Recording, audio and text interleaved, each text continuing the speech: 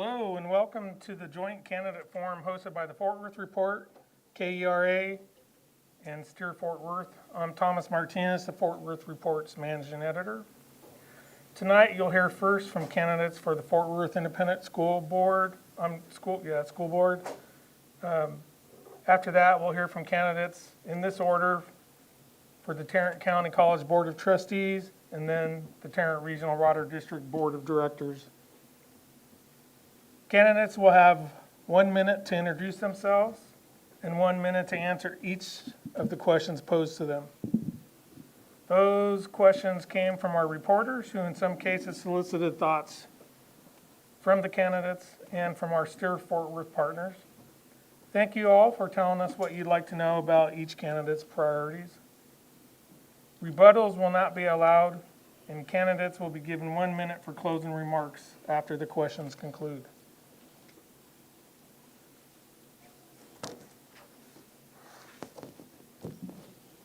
Candidates, are you ready? Yes, sir. Toby, we'll start with introductions with you. 1 minute.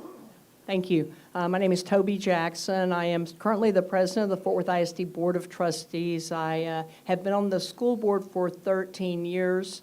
I have had 3 terms on the school board. I was asked by city council and other neighborhood members to run, and I did so in 2010. I've enjoyed every moment of it. I work on opportunity gaps for students, and that's how I work. So when we see gaps for students, I work to lift those gaps, be they in attendance, be they in academia, be they in higher needs on campuses.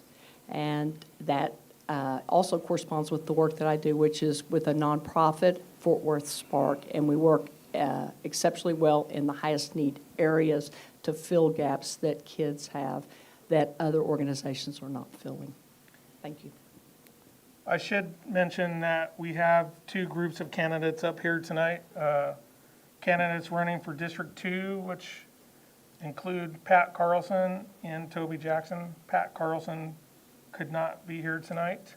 And then we have 3 candidates running for District 3, and they are Martasia James, Quentin Phillips, and Valerie Navarez could not be here either. So sorry for my negligence in not mentioning that sooner. Martasia, your opening. Hi, my name is Martasia James. I am a proud graduate from Dunbar High School. I currently hold my bachelor's in criminal justice and my master's in juvenile case studies and minor in psychology.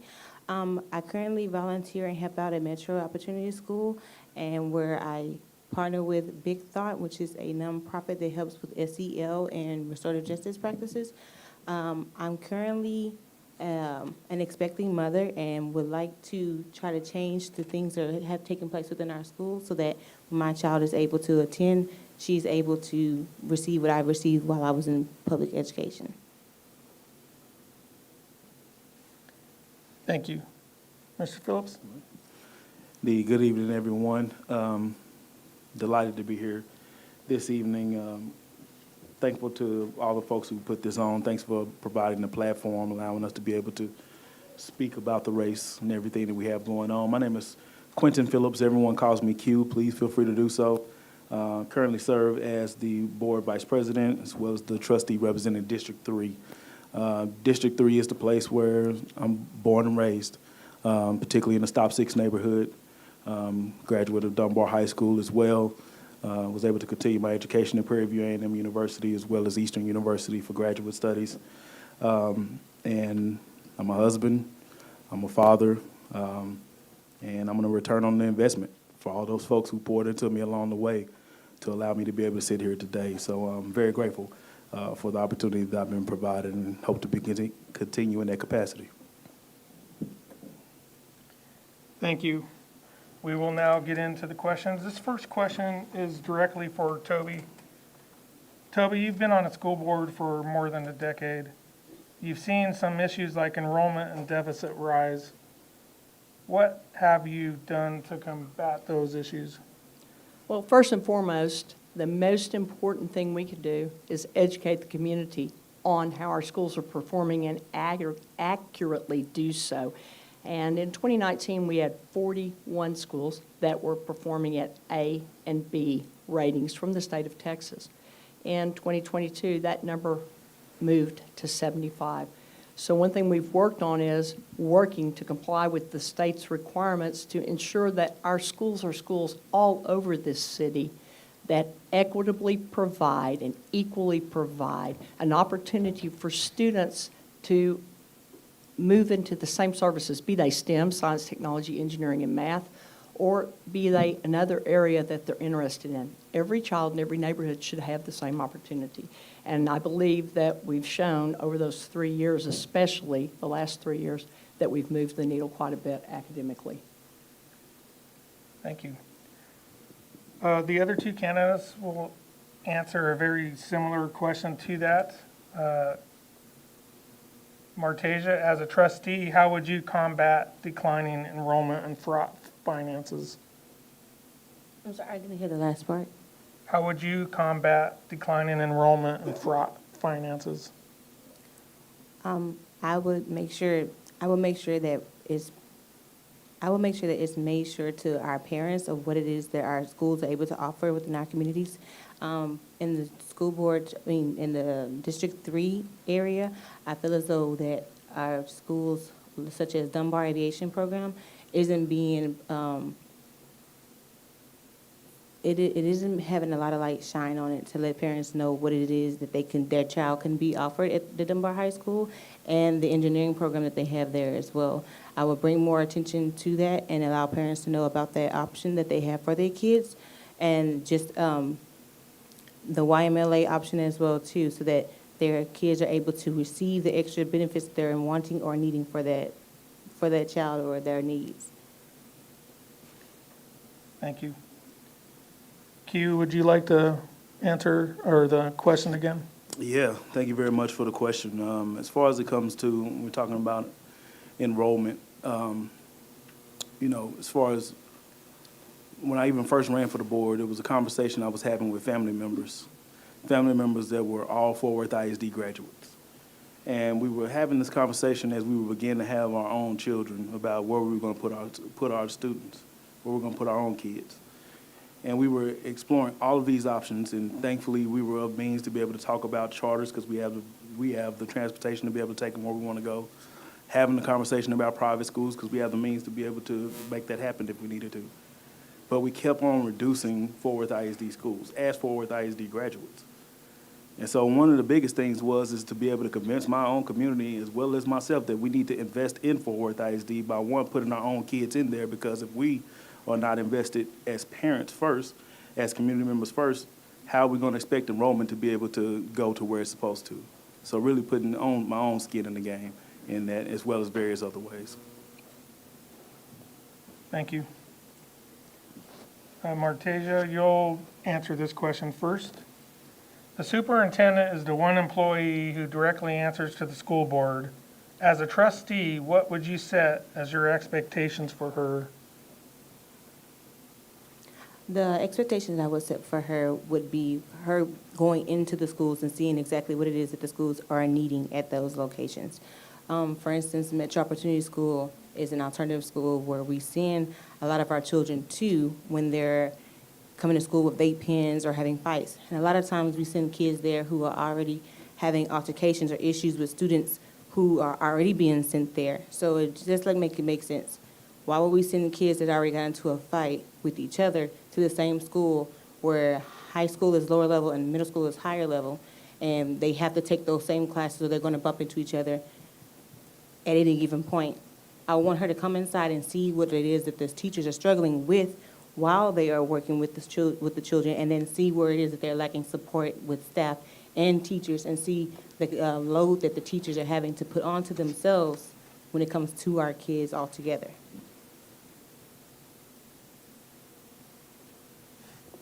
Q, would you like the question repeated or? Yeah, please, if you wouldn't mind. Sure.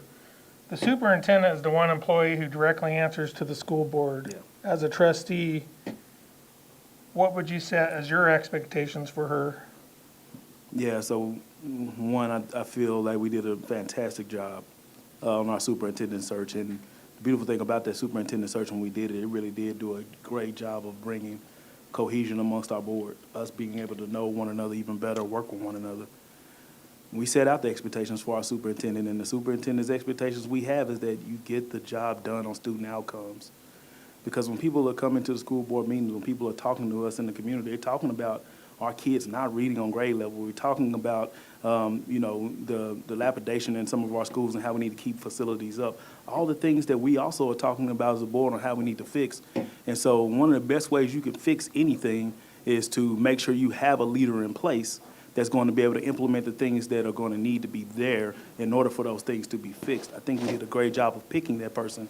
Now the expectation is for her to do that job well, for us as a board to not only hold her accountable, but also empower her to be able to do the job that we know needs to be done to actually get the outcomes we're looking for.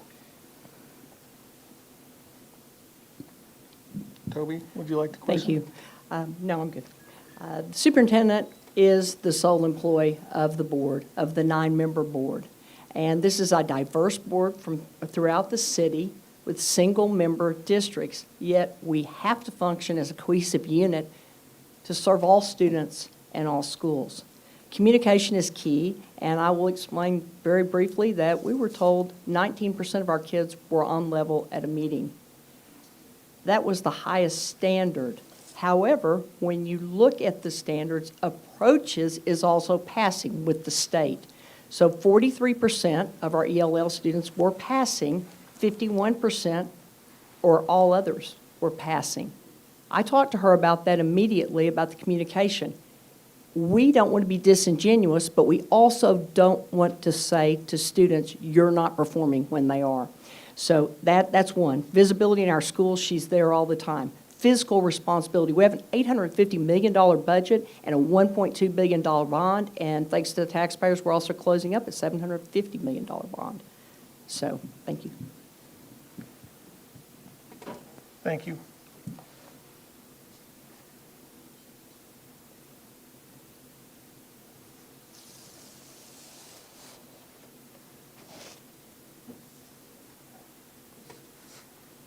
Q, you'll go first with this question. Yes, sir.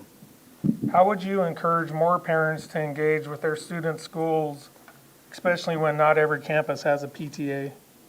Yeah, and so, and how long are we getting? 1 minute to answer the questions? Yes. Man, you got to be succinct. Yeah, okay, let me get it in. All right. It's actually doing exactly that. It's encouraging parents to be involved in the life of their student and in the life of our campus. The best way to do that is by communication and it's by customer service. We have to have the type of campuses where parents feel welcome to come into the school in order to be able to know what's happening. They have to have the kind of communication in place to know what is happening at the school for them to be involved with. The onus, in my estimation, is on the parents first when it comes to education. I want to educate my kids first, and I utilize the schools to help bolster that education that I'm giving them at home, right, for them to be able to help bolster the things that I'm already responsible for teaching them. And so if I know that I'm teaching them right, I know that I'm putting them in a place to where they're going to be able to bolster those things that I'm giving them. It has to be a warm, welcoming environment for parents to know how they can be involved, and then once they're there, that they actually are valued and welcomed. Thank you. Toby, would you like the question? Yeah, thank you. Communication, communication, communication, multiple modalities, whether that are text messages to parents, whether those are door knock sessions where you go and knock on their door and you meet people, whether those are events in the neighborhood. We have to communicate with parents on their level. And when I say that, some people work 2 and 3 jobs. 6 a.m. may be the right time for some. 6 p.m. may be the right time for others, and we have to respect that. Also, we need to engage our alums, our educators, and our trustees, get out in this community and engage people. We have to have activities that will engage individuals, and we have to also respect our parents, listen to them, and when they have an idea or an opportunity, we need to explore that and move forward with it. I think the most important thing with our community is that people must feel, as Trustee Phillips said, welcome in our schools. And we passed a resolution a couple of years ago to make sure that all felt welcome in our schools. And that's something that's key and very important to this entire board. Thank you. Thank you. Martasia, would you like to question, or are you good? Yes, I agree with both Toby and Q when they said making them feel warm, but we also need to try something different. We're always calling in on the children when there's a truancy problem, when there's a behavior problem. What if we call the parents and let them know how the kids are doing good and that we would like to see them at this next event, or we have this event coming up to the school. We would like to see you here. We have college night, or we're having open house. Going door to door, being there so that they can develop a relationship with the trustees, with the people who are part of the school, because it's not just the trustees who are trying to reach out to the parents. It's also the teachers, the staff and support team at the schools as well. And so we need to do a better job at that. But we need to also be sending emails and, like Toby said, text messages if need be as well. But we just need to make sure that we make it more than just a parents come out type of thing, but make it so that they feel as though, well, my child is excelling here, my child is wanted here. This is where I can see my child being able to thrive at. Events, hosting events, and making sure that they know about these events as well. Thank you. Toby, you can go first on this question. Fort Worth ISD voters narrowly passed a $1.2 billion bond in 2021 as enrollment was declining. How would you make sure this bond money is spent in a way with the concern the superintendent has outlined that the district needs to close schools because of enrollment declines? Yes, we do need to close some schools, but it takes everybody in this room's voice being heard. That's the first part of it, because people care about their schools. They're in their heart, they're in their soul, they're in their mind, probably a song. But they are. People have memories in schools. People have memories at Farrington Field. So the first thing is getting through to everybody and finding out which schools they're comfortable with being closed. Also then educating people and explaining to them the amount of money it is costing for us to run this school with 200 students. If we move these students to another school, the amenities they will have and the better instruction or opportunities they will have will increase appreciably. Parents want what's best for their kids, and so we will have to close some schools. More than that, at the same time that we're looking at closing some schools, we have to move and look at the schools that we actually need. And that bond is $1.2 billion, but every dollar counts now because costs of labor and materials are going up. Martasia, would you like the question again? Yes, please. Sure. Fort Worth ISD voters narrowly passed a $1.2 billion bond in 2021 as enrollment was declining. How would you make sure this bond money is spent in a way with the concern the superintendent has outlined that the district needs to close schools because of enrollment declines? There needs to be community parental guardian forums to let people know what is needing to be done within the schools before actions like such are taking place.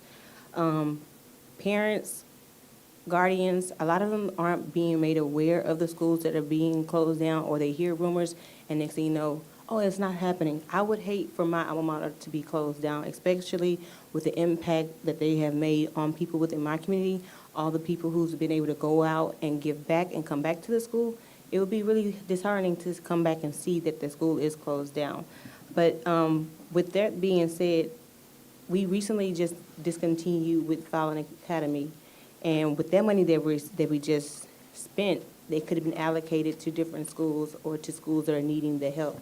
So I would say we need to be more organized and more involved when it comes to our parents, our community, so that they are aware of what is taking place, so that this isn't blindsiding to them. Thank you.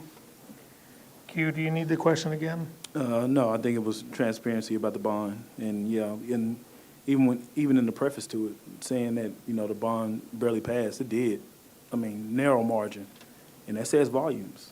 I'm grateful it passed. I do feel like we need to do more improvements. We need to be able to do the things that we're going to be able to accomplish with that bond. But that absolutely was a community speaking too. That there was wavering. That there was trepidation on whether or not we should be trusted again to be able to go forth and do more with those dollars. But now that that trust has been instilled, now it's about the transparency.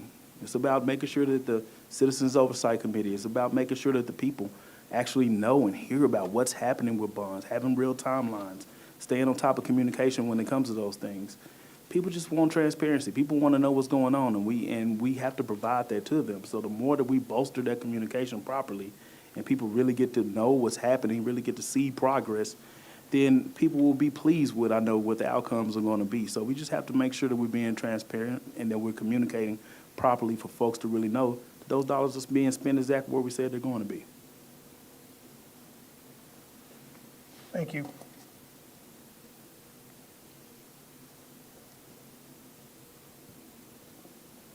Martasia, you can go first with this question. Where do you think the district needs improvement, and how would you tackle it? I believe that the district needs improvement when it comes to our kids' education. And I would tackle it by hosting more Saturday schools and programs of instilling more of the 3 R's, reading, writing, and arithmetic.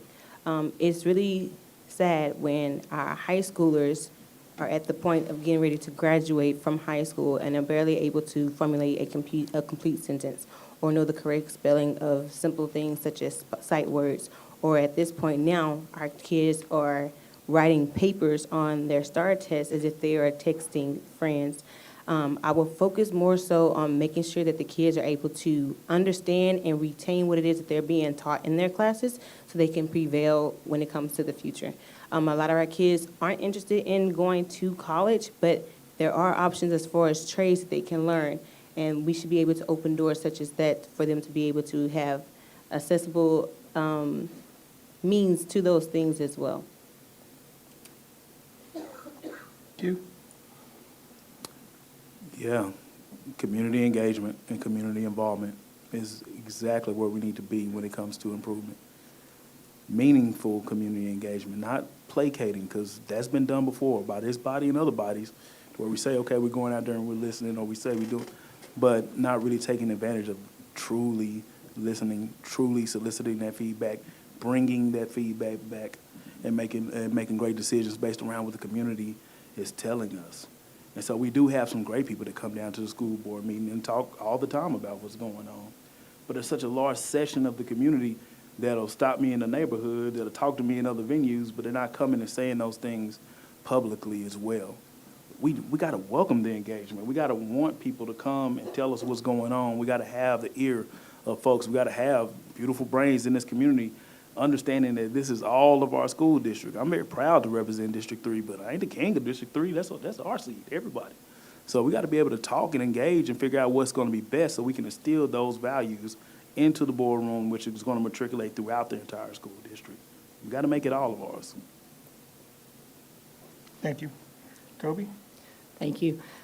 First, stronger and sincere communication, always. Vetting that communication, not only through the school board, but through the parental body, having different teams of community members that will listen to your messaging and make sure it's right so it has the largest effect on the largest number of people. From the mayor of this city, Mayor Parker, to neighborhood associations, everybody asks, how can we be involved? We have to have a 1, 2, 3 of how you can be involved. We also need externships, clerkships, internships for our students. And that's hugely important, and that means that we need stronger messaging to ask for that. Consistency in curriculum. Let's not buy another curriculum. Let's use what we have right now, and let's keep it going. We have to look at that for objectivity, reliability, and validity to make sure that we're doing the right thing for our kids. And finally, strong athletics, health, phys ed programs. People need to want to come to school, and I believe they do, but we can do a better job, and we will. Thank you. We will have one more question before we go to closing statements. We'll start this one with Q. Trustees are responsible for many vendor decisions in the district. How would you ensure transparency in those decisions and make sure there are no conflicts of interest in contracts? Yeah, much like I did during my first term. It's about allowing people to do their jobs the way they're supposed to do their jobs. And trustees understanding, using our statement is me understanding what my role is, and my role is not a selection of vendors, right? We have a procurement process for that. We have a superintendent that are able to select the inputs, because ultimately that's what we're gonna be holding accountable to, whether something worked, whether something didn't work.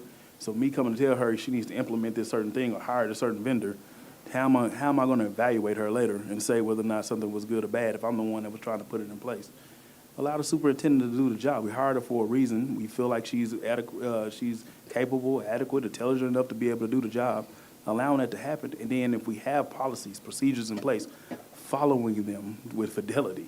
If we do those things, then the superintendent will be selecting the inputs. Our procurement process will have the standards it's supposed to have, and then we'll get the vendors that we're supposed to have in the school district, not because any trustee picked them. Thank you. Toby? Thank you. First of all, transparency. We had a special ethics policy, and our ethics policy is $2,000 per vendor. The state of Texas, Texas ethics requires $2,500 as the maximum, but we lowered ours to $2,000 because we thought that exemplified a higher standard for our trustees. And that's very important to note. It's the strongest ethics policy in North Texas. Secondarily, holding the superintendent accountable and making sure that she delivers. When we do that, we have to follow, as Trustee Phillips says, the protocols of procurement. And if we don't, we jam up the process, and what happens in the end is children lose. And I've watched it happen for over a decade. When we get overly involved, children lose. So we have to remember to follow the rules, and we also have to be at the table when those rules are set and make sure that we're doing the right thing always for children. Thank you. Martasia? Would you mind repeating the question, please? Sure. Trustees are responsible for many vendor decisions in the district. How would you ensure transparency in those decisions and make sure there are no conflicts of interest in contracts?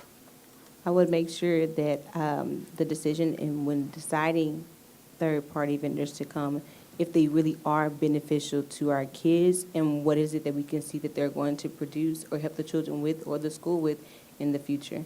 And I will also say holding the superintendent accountable, but also holding the trustees accountable as well, because the trustees are the ones who are coming to her with their ideas or suggestions on third-party vendors.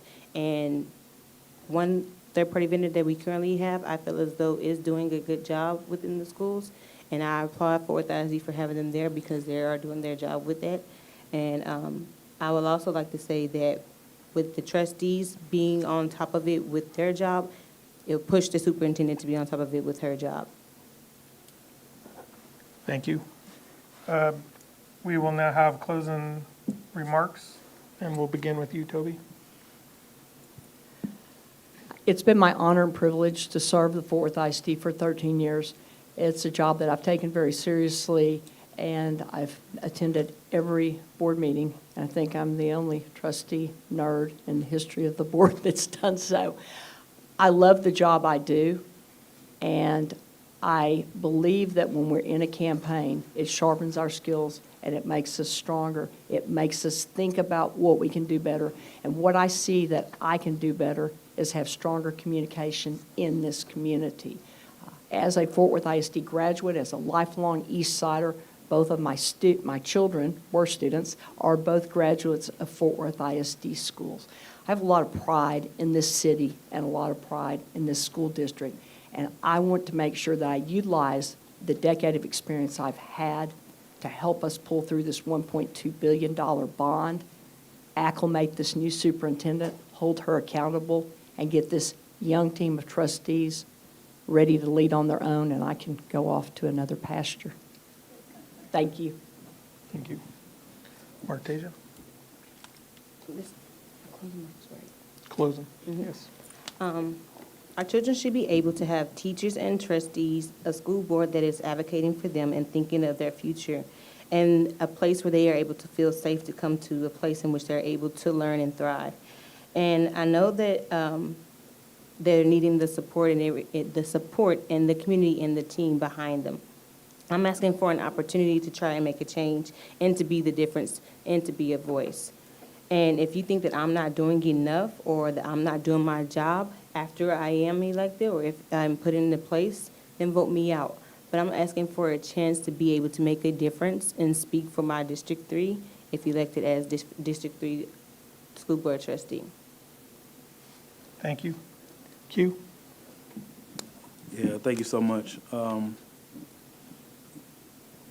Yeah, I was asked a little bit earlier at another one of these about, you know, why should people vote for you?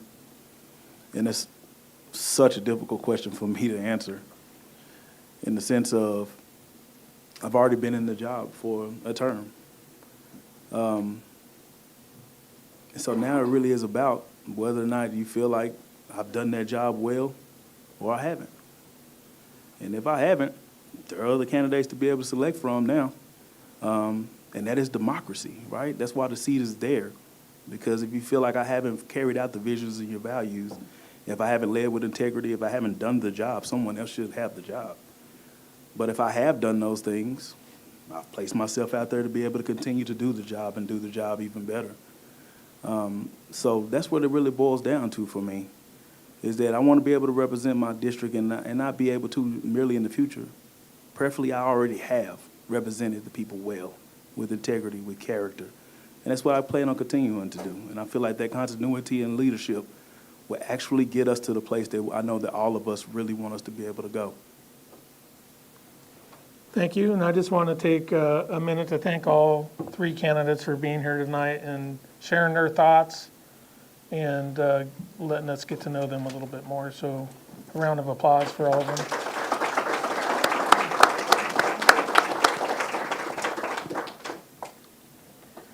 We will have a few minutes as District 5 candidates come up to the podium.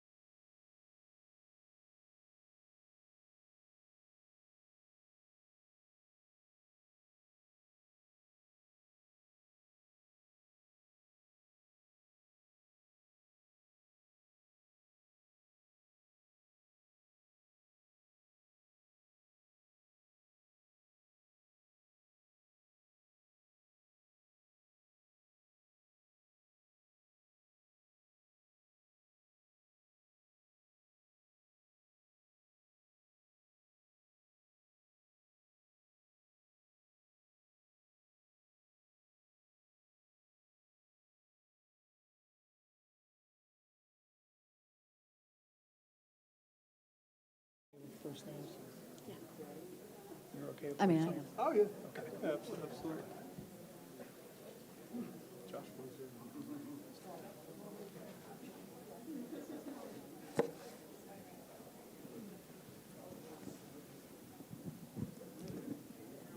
And there's two of them.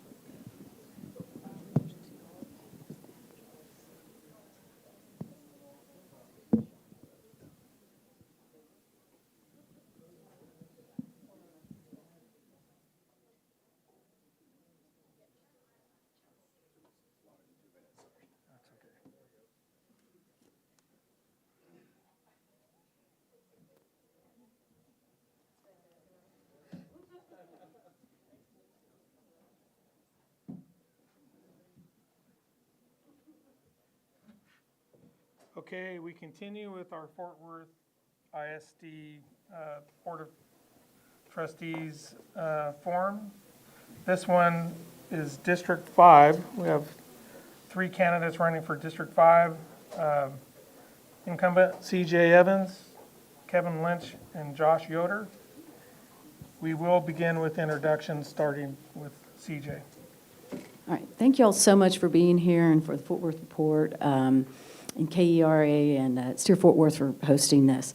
My name is CJ Evans. I'm currently serving my first term as the District 5 trustee. In the last 4 years since I've been on the board, Fort Worth ISD has gone from a D+ ranking system, through the state's rating system, to a B-. I truly believe that Fort Worth ISD can be the best large urban district in Texas. We have miles to go before we can become that A+ district, but we can get there. And I believe I'm the best person in District 5 this term to help get us there. I'm a 20+ year attorney. I am bilingual. And as such, I bring an objective analysis to all critical issues. As a trustee, these last 4 years, I have been responsive, and I will continue to work with the other 8 trustees to remain focused on continued improvement. Thank you. Yes, sorry, Kevin, you're up. Hey, thank you everyone for being here. Thank you for the Fort Worth report. I'm Kevin Lynch, running for District 5. I just wanted to introduce myself. We've got 5 kids. All 5 of them are in Fort Worth ISD schools currently. Been involved in a lot of different ways within the school district, whether that's PTA, sitting on site-based decision-making, PTA council for Fort Worth ISD, the Pascal Pyramid Liaison. I'm currently sitting on the Citizen Oversight Committee for the 2021 bond. And I'm here because I care, and I want to make a difference. I'm a leader. I'm a quiet leader. I'm someone that gets things done. And I want to focus on academic excellence, financial responsibility, and building stronger communities. Thanks. Thank you. Josh? I'm Josh Yoder, also running for District 5. Is this mic working? Can you all hear me? Is it on yet? Take cues. Josh Yoder, running for District 5. So great to see so many people out. I hope that as we progress throughout the next 3-4 years, we see a lot more individuals. Parental involvement is discouraged currently as it stands today, and it's a shame because we talk about PTA, we want to take PTA money, but we don't want parents to make decisions. We don't want parents' input into decisions, and it's a shame. I'm a very analytical individual. I like to look at what's worked in the past and what hasn't worked. The Fort Worth ISD. I manage 40 employees. I know what it takes to get buy-in, to implement a plan, to implement decision. And, you know, I'm a native of Fort Worth. I've lived here my entire life. I have a passion for these children. And it's heartbreaking what's happening. It's heartbreaking. Thank you. We will now get into the questions, and we'll start this first one with Kevin. Enrollment into Fort Worth ISD is declining and will continue to do so, which is resulting in a deficit. As a trustee, how would you combat this? I think we have to make some hard decisions, and we have to make the right decisions. One of the reasons I'm here is over the last 4 years, a lot of hard decisions have not been made. And we have to take a look at declining enrollment and take a look at our schools and production, academic excellence, and figure out how to come up with a plan and figure out the resources where they need to be. And that's going to require making some decisions about schools, administration, and really putting the resources where we need in the classroom and the leaders at the school district, principals. Thank you. Josh, do you need the question again? No, I don't. Okay. Yes, academic enrollment is declining, so how do we bring it back? I think that's the question that everybody wants to know. It's not by pitting parents against each other based on what they believe their familial values are. It's not by implementing that into the school. It's by refocusing on education. And by that, math, science, reading, social studies, and arithmetic. Something that everybody in here, regardless of economic class, regardless of race, can agree on. You know, why are we losing attendance? It's because we're fighting on social issues inside of schools that are designed to educate our children, and we're not educating our children. And we want to spend money on marketing dollars to bring somebody to a failed ISD, or do we want to turn the ship around, become a top A ISD? You know, I don't know how our scores stayed the same, but we went from a D to a B minus. But education's how we turn it around. Thank you. CJ? I firmly believe that when we are an A-plus district, the enrollment will stop declining. Our A-plus or our A schools, even our schools that are, B-plus schools, those schools are full. So when we're that A-plus district, our enrollment's going to stop declining. So that's my part of my continued promise to remain hyper-focused on getting our elementary reading and middle school math numbers up. Then our enrollment is going to stop declining. But in the interim, as we right size and as we continue to examine facilities, and it's not just that the enrollment's declining, the population is shifting westward and southward. We've had a lot more population growth in the Benbrook area than we have on the east side. So it's about making smart decisions with facilities, with layers upon layers of community input for any building in a community. Thank you.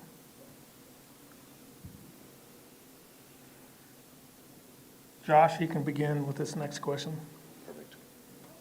Tanglewood Elementary often has more than other schools in the district, such as its own security guards and a financially flush PTA. How would you ensure that all schools across the district have access to the same resources they need so students can succeed? Yeah, that's a great question. I was under the impression that any agenda item passed by the board or allowed by the board is consistent between every district, not Tanglewood, not Overton Park. And so I, first of all, would love to figure out how this is happening. Second of all, PTA involvement is important. But when you have individuals or groups like Parent Shield or other parents that come to the board meetings and you have one trustee sleeping, another looking at her laptop, and the other's not paying attention at all, do you think they want to donate money? If you came up and tried to communicate your issues to me and I put my hand in your face and walked away, would you want to donate money to this campaign? Do you think I would represent you as a trustee and a fiduciary? No. And so PTAs are important, but we need to encourage, and like Q said, we need to educate parents on the importance of the PTA. There are parents that can't read. There are very underserved districts, and I believe, not in equity, I believe in equality, equal opportunity for every student in a Fort Worth ISD. Thank you. CJ?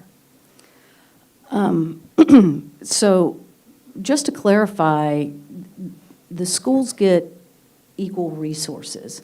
Tanglewood, they're currently privately piloting a police officer on campus type program. I forget the name of it.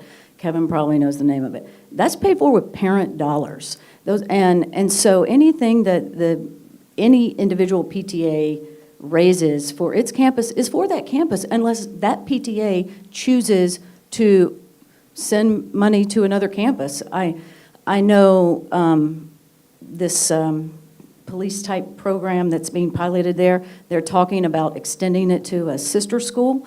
I don't think that's been done yet, but so in terms of resources from district dollars, it's allocated equally.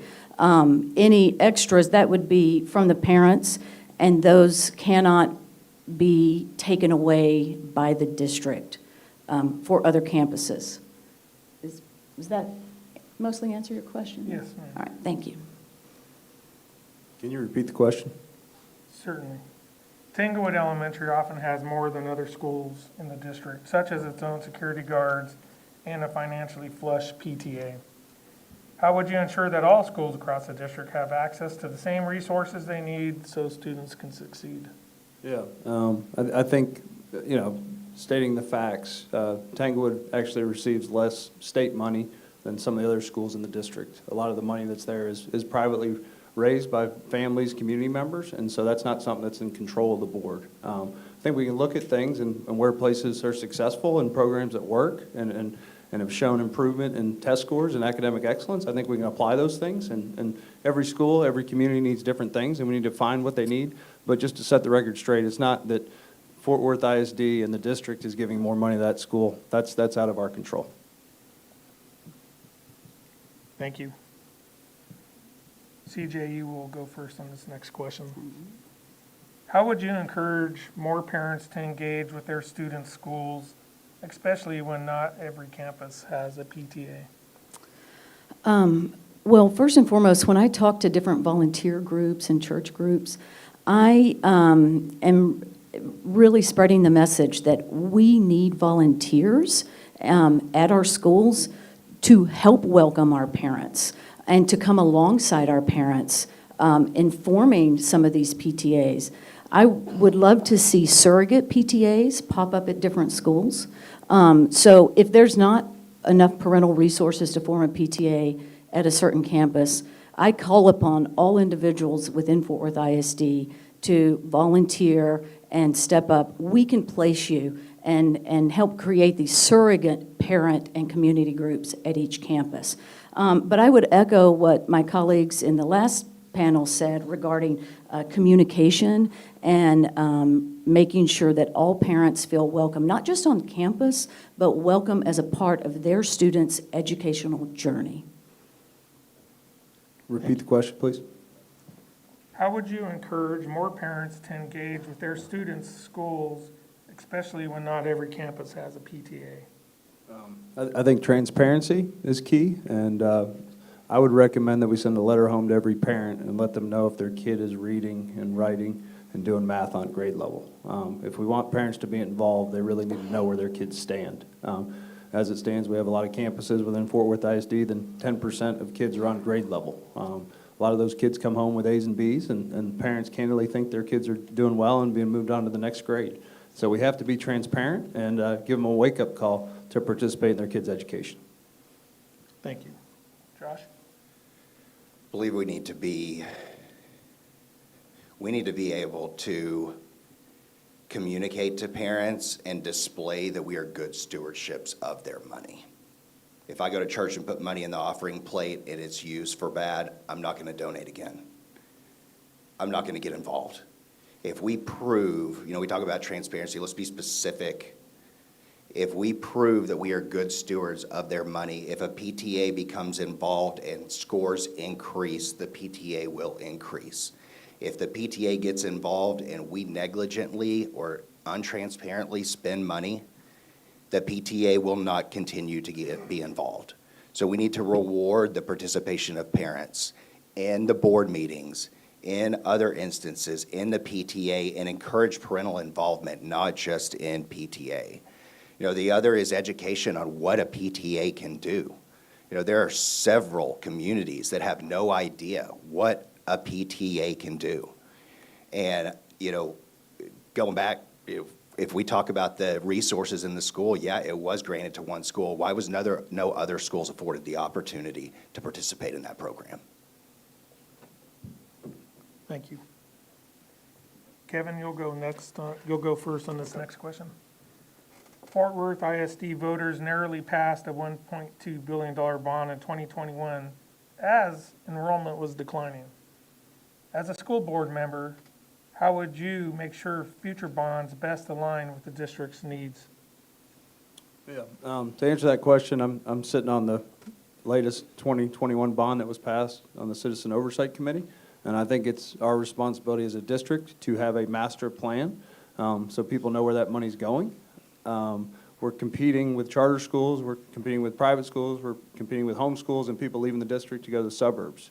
I think we have to look at putting a product that competes with all of those. And with that, I think we have enough money to do some really powerful things and look at building new schools on existing campuses, and we got to figure out how many of those campuses we actually need. Thank you. Josh? Yeah, I actually voted on the bond. I don't know if I can say the same for everybody up here, but I did vote on the bond. We need to be very, we talk about transparency and very good stewards of money. Again, we continue to use bond money to expand the Fort Worth ISD's footprints, yet we haven't sold a single building or property. Yet enrollment's declined by 20,000 students, and we're going to lay off teachers because we were running a deficit. I could go on about this all day long, but, up to even voting for the bond, there was no transparency. And what is that bond money going to be used for? Up until now, it's like, we're going to put out an agenda item on the board, and you're going to have 2 days to view it before you can come up and talk about what you want the money to be spent on. So I think transparency, and again, it goes back to parental involvement. Thank you. CJ? Could you repeat the question? Certainly. Fort Worth ISD voters narrowly passed a $1.2 billion bond in 2021 as enrollment was declining. As a school board member, how would you make sure future bonds best align with the district's needs? Well, first of all, the scope of the bond has been set, and we're not $1 is going to be spent outside that scope. And the board gets regular updates on the progress. There is a Citizens Oversight Committee that I appointed Kevin to, and I thank him for his service on that, because it's important that we have professionals from around the district as an extra set of eyes on this. It's extremely important that we remain transparent in the process. As many of you know, I voted against the bond. It was not because we didn't need the improvements. They are drastically needed in some of these historic older buildings, but it was the size of the bond that bothered me. I thought it was not fiscally responsible. And fiscal transparency and responsibility is one of my focuses, and so that's why I will remain committed to making sure the bond is operated within its scope, and we are transparent through the whole process. Thank you. Josh, you will go first in this next question. Where do you think the district needs improvement, and how would you tackle it?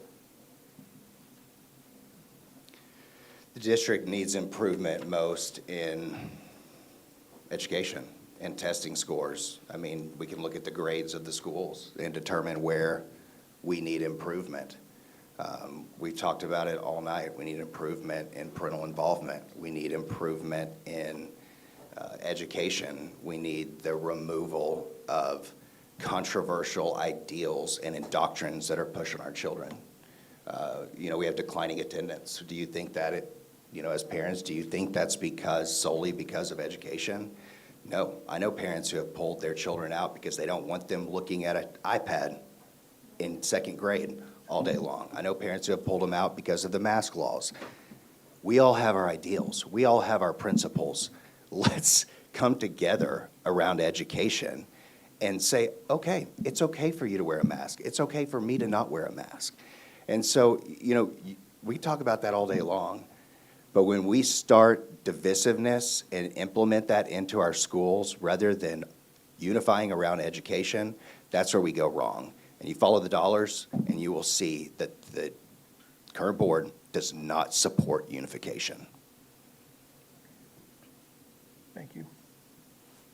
CJ?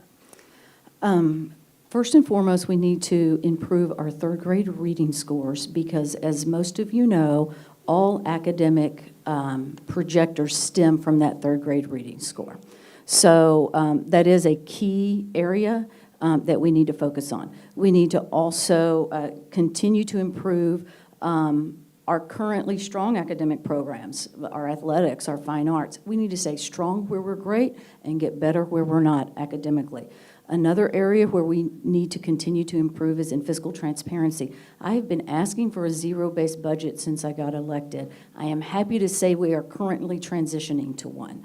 And that will reduce deficit spending and allow for more fiscal transparency. I've also asked that each campus's site-based budget be listed on that campus's webpage for transparency for that individual community.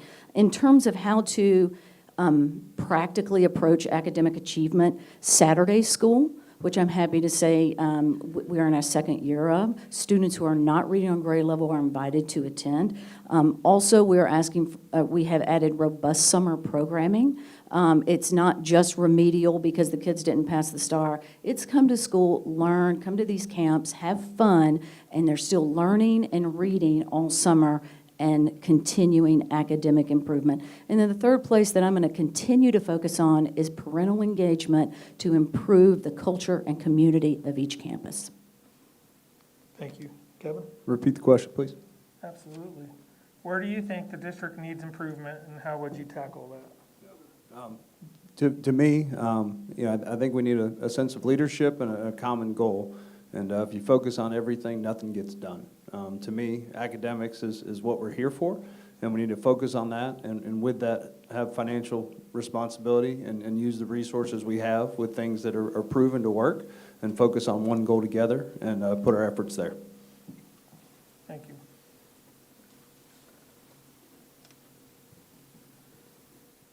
CJ, you'll go first on this next question.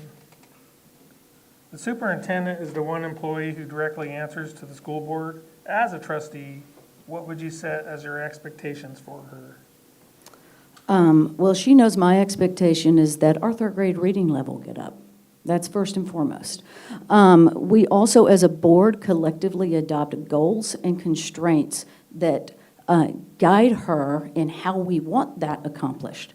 For example, I've been really talking about having a constraint regarding ops regarding our operations and our busing, because I am going to hold her accountable on buses arriving late, because if buses arrive late, our students aren't learning in classrooms. So there's a lot of factors that go into academic achievement, which include buses running on time, the AC working, all these ops things. So it's about clearly setting goals, which is improved student achievement, and then holding her accountable to meet those goals. But she knows that the number one goal that we are focusing on as a board cohesively is improved student achievement. Thank you. Kevin? To me, I think the biggest responsibility with the board is the interaction with the superintendent. I think we've talked about academic performance in this district as long as I've lived here. We can talk about what goals are, but if we're not executing on those goals and finding things that we can measure all the way from the top all the way to the bottom, and there aren't things that measured, a plan doesn't get implemented if there's not things we're measuring to make sure the things that we say we're going to do are getting done. We continue to show numbers and move the numbers around to make it look rosy. We need to focus on one objective and have a plan from superintendent all the way down to the teacher level, and focus on that, measure that, and hold them accountable to that. Thank you. Josh? Now, let's be clear, the superintendent is the employee of the board and acts on behalf of the board. And so I want that to be very clear. I have witnessed over the past 4 years individuals that may be very talented become trustee members, and they have no experience in managing employees, implementing processes, implementing procedures, and measuring the effectiveness that I do every day. And what happens is they look to the smartest person in the room, that's a superintendent, and they say, "Superintendent, what do you want to go on the agenda? Why don't you be our boss? And number one, I want to be very clear. I want to understand the tools that are available to her. I want to understand that she knows how to use those tools. And I want her to be able to self-evaluate herself based on the expectations set by myself as the trustee and the other board members within the Fort Worth ISD that was formulated around parental involvement and parental opinions. Thank you. We will now have closing statements, and Kevin, you'll go first with this one. Okay. Well, first and foremost, I want to thank everyone for being here. I appreciate everyone's concern for the district, involvement, and, at the end of the day, all the kids in this district is what matters. I'm here because I care. All 5 of my kids are here. I'm invested in the district. I'm not going anywhere. I've been involved in a lot of different things. Started things here in the community to make an impact and build stronger communities. At the end of the day, it's our responsibility to have academic excellence, financial responsibility, and create communities where people want to be a part of it and participate. So vote for me. Thank you. Thank you. Josh? Yeah, I'm really excited to be here, to be in this position. I didn't want to run for school board. I have a full-time job, but I felt growing up in Fort Worth and being a part of this community and growing up in Pee Wee sports, I felt a need to stand and advocate for our parents and advocate for our students. I will make this pledge. If you vote for me, I will do everything I can to put an item on the agenda by priority of my constituents, which will include teachers, and I will take the students into account as well. And that's how things get changed. It's not by me, it's by you. I'm not up here on an ivory tower making decisions and making change, it's you. And I just talked to Q. He said if we propose an agenda item, it's almost always accepted and put on by the superintendent. And my agenda items will not be 540 flat screen TVs for the new administration building. It will be around education. Thank you. CJ? Thank you all again for being here and listening. I just want to say that my 4 kids are in the district. When my oldest started kinder, I knew she was going to get an A+ education. I'm the daughter of an educator. My mother-in-law is a retired educator. But I want all kids in Fort Worth ISD to get an A+ education. My opponents proposed some very important things, and in fact, they proposed things that I've been working on and doing the last 4 years. It takes a long time to turn the Titanic around, and I am not on that dais just running Fort Worth ISD like I want to. I don't have a golden scepter decreeing things. I work with 8 other individuals, and everything from policy to budget to absolutely anything has to pass by 5 or more. I have had a pragmatic, common sense approach, bringing critical analysis to all important issues. I believe I'm the best one in the seat, and I ask that you vote for me on May 6th. Thank you all so much. I want to thank all 3 candidates for being here and sharing a little bit about themselves tonight. And you guys want to give them applause? Thank you. We will take a short break and then begin with TCC candidates.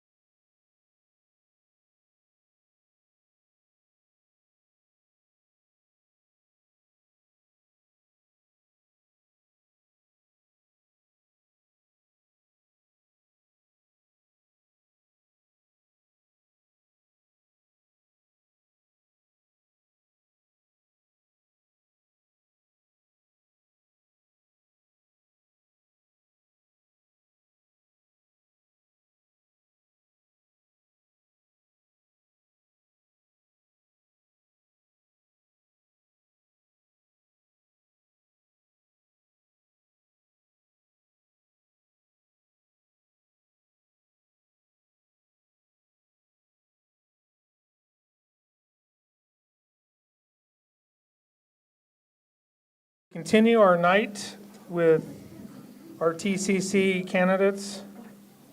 4 candidates are running for District 4 on the Tarrant County College Board of Trustees. They are Larry Dale Carpenter Jr., incumbent Bill Greenhill, Laura Pritchett, and Jack Reynolds. 2 candidates are running for District 5. They are incumbent Leonard Hornsby and Nikki Stroba. 3 of the 5 candidates have shown up tonight. The others send their regrets, but we'll begin All with, District 4. we'll begin with our introductions. We'll start with Mr. Greenhill. Is it on? Oh, well, hi. First of all, thank you for being here, and thank you for A&M for having this space for us. Since I want votes for Aggies, I'm going to say howdy. And if you're an Aggie, you know what that means, because that's their tradition. I'm Bill Greenhill. I am a member of the Board of Trustees of Tarrant County College.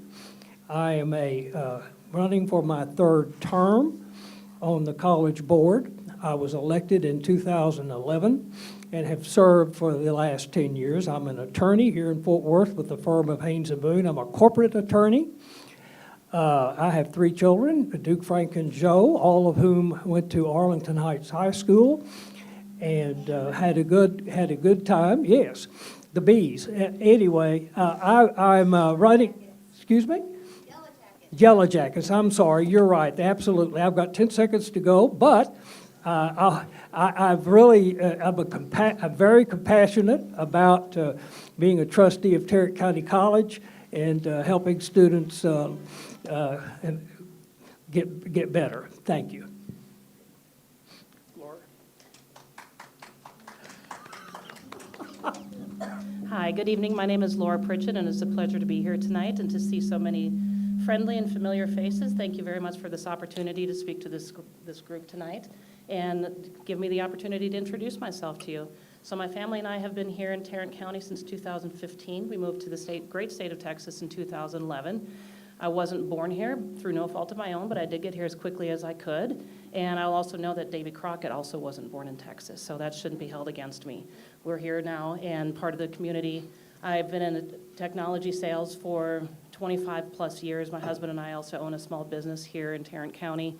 And it's an absolute honor and privilege to be able to be potentially representing all of the people in Tarrant County in District 4 as a trustee on Tarrant County College Board of Trustees. Thank you very much. Thank you. Mr. Reynolds? Good evening. I'd like to first thank Fort Worth Reports for putting on the candidate forum and the invitation. It's good to see everyone here tonight. There are really 3 reasons why I'm running for this board seat. First and foremost, I have a real passion for education. I'll explain more of that in a moment. Secondly, because there are some real issues with this board that I suspect we're going to be getting into throughout this particular part of the forum, so I'll save that for then. And then the last one is because I'm very qualified for this particular role. It's a natural extension. I'm an educator. And that'll become clear as we move through this. My passion for education stems from the fact that I know that education can transform lives. And I know that because it's transformed mine. I graduated with my undergraduate degree at the age of 42. My last job before going off to college was in a cardboard box factory making minimum wage. I worked my way through grad school as a high school math teacher. I have a master's degree in economics and a doctorate degree in educational leadership and policy studies. I've spent more than 3 years at Tarrant County College alone as an economics professor before moving on, and I continue my work in higher education. So my life has been completely and utterly transformed thanks to education, and I want to be sure that those opportunities exist for everybody in Tarrant County and certainly in District 4. Thank you. Thank you.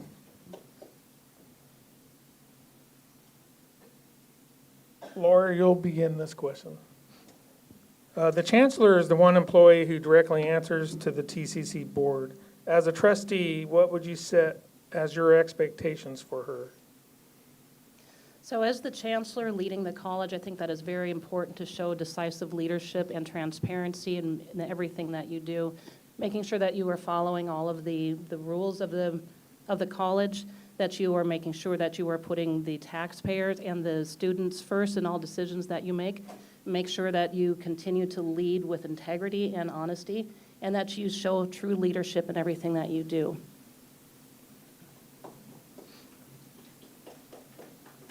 Thank you. Jack? Okay, I'm up next. The role of the chancellor. So this is a good question. I don't know how many of you know this, but we have a fairly new chancellor. She's been with the college for a while. And that's because the last chancellor was summarily fired for harassing one of the folks that works at Tarrant County College because she was supervising his girlfriend at the time, which was an unethical relationship that was occurring between him and an employee of Tarrant County College. And so we have these roles. This is one of the few things that the board has direct control over, is who our chancellor is. Obviously, leadership plays a role, but at the end of the day, the chancellor, we're the voice of the taxpayers. The chancellor represents our students, represents our education staff, faculty, et cetera, and their role should be to ensure that we have the best people in place. And as you'll find out, I suspect here shortly, that is not necessarily the case at the moment. Thank you. Thank you. Bill? Yes, I have, I've served under 3 chancellors, and despite the conversation we just had, Eva LeBlanc is a marvelous, marvelous leader, and we selected her to take the job of chancellor after our former chancellor, really what the issue was, he did not cooperate with an investigation that we had, so we had to he resigned, and we disposed of him for cause. But actually what we really do is every year we evaluate that's our job. We evaluate the chancellor, and we come up with goals. This is what we want to accomplish this year, and we have goals for this year, and she's working on that. One of them is the budget, many others, but what we do, she is accountable to us, and we make sure that she does her best to do the goals that we set for her, and she agrees to. Thank you. Thank you.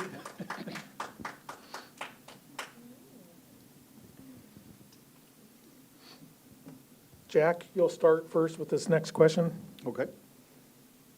What are your thoughts on the legislator's proposal to overhaul how community colleges are funded? This is one of those things I have a really big issue with. I don't know if that's mine or somebody else's, but I definitely, I'm opposed to what they're doing. Now, their plan is to tie community college funding to student outcomes. This sounds like a good idea at first blush, but this is the same thing they've done in the K-12. Remember, I worked my way through grad school as a high school math teacher, so I've been in that system as well, and I watch how this works. The fact of the matter is, what this is going to do is this is going to put pressure on faculty to just push people through. There's now a financial incentive for students to just complete.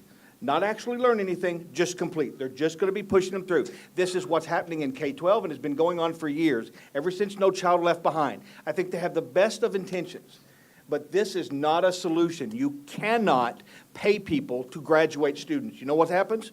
Graduation rates climb, actual learning falls precipitously. And we've seen that at every level. Look at the schools in Baltimore. Look at some of our own schools right here at Fort Worth ISD. They were talking about it in the last group. So it's definitely not the way that you want to fund community colleges. I understand the notion, but it's a bad idea. It's a really, really bad idea. Please call your legislators and oppose it. Thank you. Bill? Do you need the question again? No, I know what it's called. This is what's called the commission, and it has taken 2 or 3 years for a big group of people to develop this refunding. There are a lot of reasons for it. In particular, the smaller colleges don't have the tax money and so forth. They don't have the tuition, the enrollment to continue the way they're doing. But the commission is made up of a really excellent group of legislators, educators, and other people. And it is a good idea. We're trying to reform the formula for how community colleges are funded. And it's complicated a little bit, but it's being worked on with the legislators at this moment. It's got the big support of the governor, the lieutenant governor, the speaker of the House, many senators, and we're working on it and we're advocating for it. Thank you. Laura? I think it's extremely important for a college to focus on exactly what college is for, is to educate our students. And in particular, at Tarrant County College, it's vitally important that we focus on the job skills, training the students to be equipped for the workforce and to focus on workforce development. I don't think that it is beneficial to the college to implement any sort of social constructs, but they really do need to make sure that they are focusing in on those very critical pieces. There was a recent study that came out that approximately 91% of high school students are not prepared for the workforce. And our job at the college is to be that vital resource, again, to train them, equip them, and get them ready for the workforce. Or if they're going on to a 4-year degree, that we're ensuring that we are educating them properly to prepare them for that advanced schooling. So we need to focus on that and not focus on other things that detract from that. Thank you. Thank you. Bill, you'll go first on this next question. How would you approach the fiscal management responsibilities of being a trustee?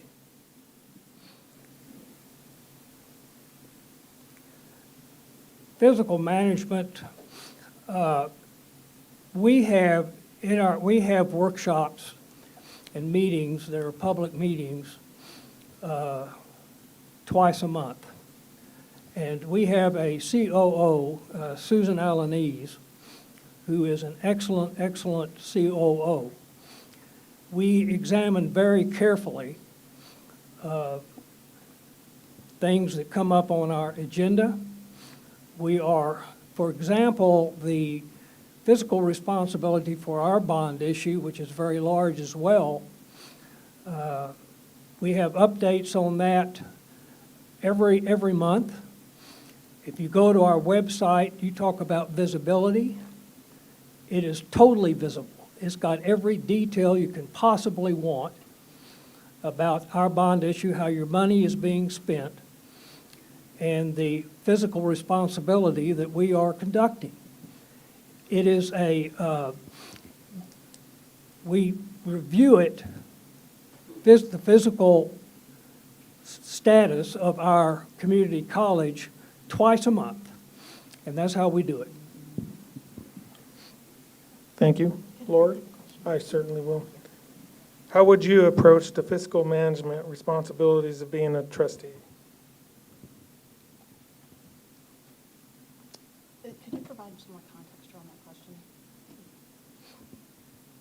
How would you manage the budget? How would you, that kind of thing? Okay, thank you. So it's, managing a budget is not a science. It's not an art. It's a combination of the two, making sure that you understand what that budget is, making sure that you understand why the budget is being asked, why the different line items are being asked, and making sure that it is aligning with the actual needs of the expenditures of the college.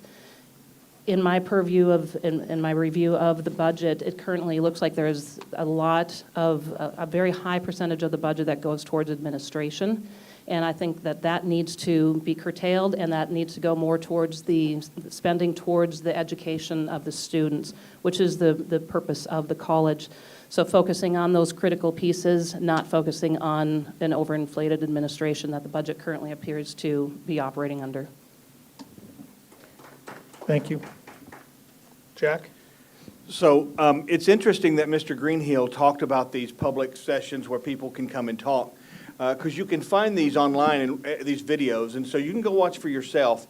The day they were voting on whether or not to maintain the current tax rate with inflated home appraisal values, that meant they got more revenue. There were a number of people who showed up from the community pleading with them to not do this. We're in the middle of an inflation crisis. I'm an economist. Trust me on it. This isn't good. This inflation is very real. All right. It's currently 3 times what it used to be, or what it's supposed to be. All right. So, multiple people came and pleaded with them to not do this. Trustee Barr spoke up and said that he was ashamed of people who weren't willing to give up another nickel or a dime to educate these people.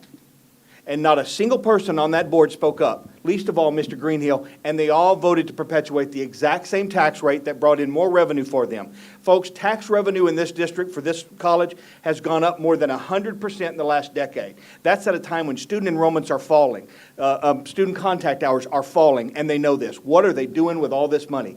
I have some ideas. Stick around if they don't ask, and I'll tell you all about it. Thank you. Laura, you'll go first on this next question. Work on a voter-approved $825 million bond continues. As a trustee, how would you ensure TCC delivers what it promised to voters in 2019? That's a very important question. As I understand it, that currently the bond that was approved, the $825 million, is currently under budget. And that is a question that needs to be raised with the trustees and why it is currently under budget and what they're going to do about that, how they're going to address that. Are they going to have a rescoping of the construction services? Are they going to go to the taxpayer and ask for more money in addition to that? Or how are they going to address the approaching $1 billion of our money that is not being properly handled and not being properly managed with the construction services? So that is an excellent question that I would be asking as a trustee and making sure that there is accountability with that bond and that every dollar that was entrusted to the board and to the college is being used properly. Thank you. Jack, you're next. This is a great question because I was there at the time that this board went through. I was an economics professor at the Northwest campus, and there was a lot of debate. They were planning on eliminating all the faculty offices and going to open workspace, which is a huge problem because there are federal laws that protect the privacy in the meetings that we have with our students. This is not a minor, trivial thing. And so I was asked by some of my colleagues to serve on something called the Workspace Environments Committee to be sure that their concerns were heard. I get to that committee. It's made up of people from all over from all the different campuses, and it turns out they all had the exact same concerns that the folks at my campus had.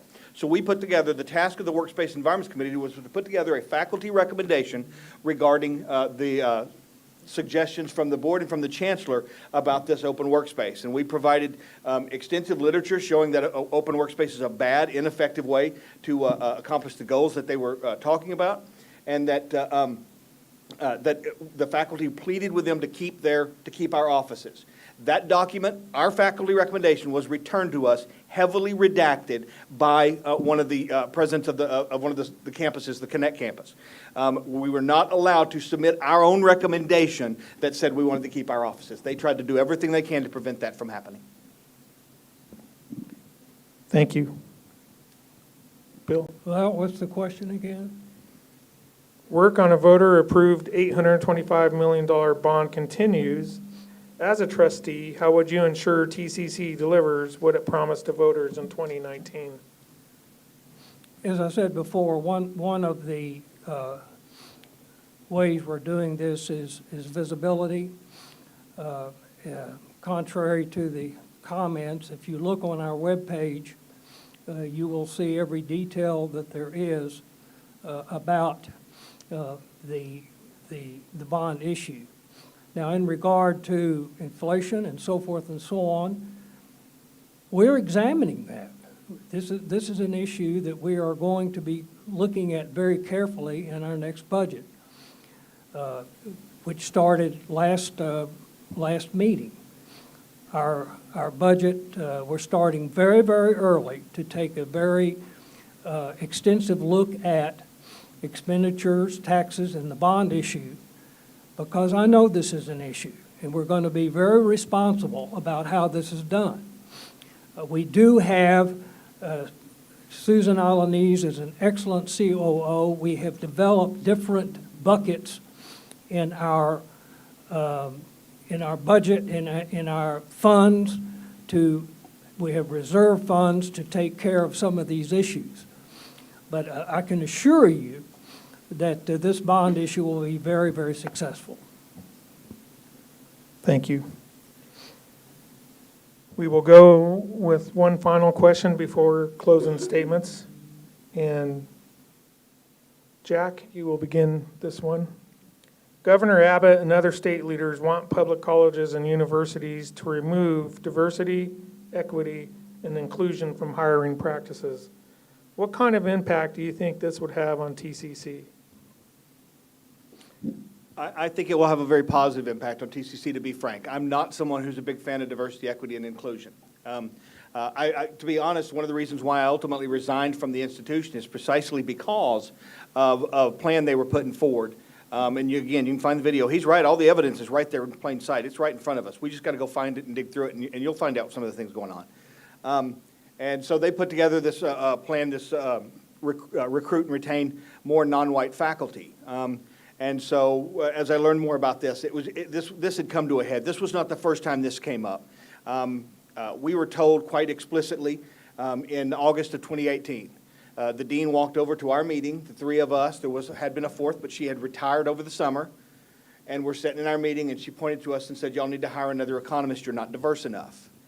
And I rather stupidly and naively asked, "Are you saying we can't hire another white person?" And she said, basically, yeah. Now, they know this because I filed a grievance about it, and I reported it directly to this board. They literally never spoke about this. It never came up. They just summarily dismissed it. There's no due process rights happening here. They don't even bother to have a conversation about it. It never came up in any way, shape, form, or fashion. That's what this board is. I'm not the one who's saying we need to get rid of this board. Ask the lawyer who's representing, I think her name is Catherine Bennett. She's the one that the chancellor was harassing. Ask him. Thank you. Bill? It is true that diversity and inclusion, we do have a policy on it, and we're going to follow the law, whatever it comes out to be. It is not being, at this time, we've not hired an administrator to take care of this DEI thing. But I'd like to respond to Mr. Reynolds. Yes, he resigned, got a new job, then he didn't get the job back. Bill, we don't do rebuttals tonight, okay? Oh, we don't do rebuttals? No, stick Well, to the you know, he questions, made please. a false statement, That's and I okay. was Let it just go. trying to correct that statement. But DEI, we're going to follow the law, whatever it is. Thank you. We already have the law. Thank you. Laura? Thank you. I think that is very important to have the standards in place that the best faculty, the best teacher, the best staff, the best candidate is who is hired and retained, not based on appearance, not based on a number that you're trying to fulfill. And the opposite of that, if you have artificially induced numbers for staff, does that mean that next person who is duly qualified does not get to have that job when they are indeed the best person for that based on their ability to do the job and based on on what they can do and what they can bring to the college? So I am very much in favor of merit-based hiring, because that is when we can get the best and the brightest, and that is how we can focus on the job skills for our students and the workforce development, as I stated in one of my opening statements, and making sure that we are focusing on getting these students educated properly, not focused on a number. Thank you. Thank you. And now we'll go with closing statements, and Bill, you can start. Thank you.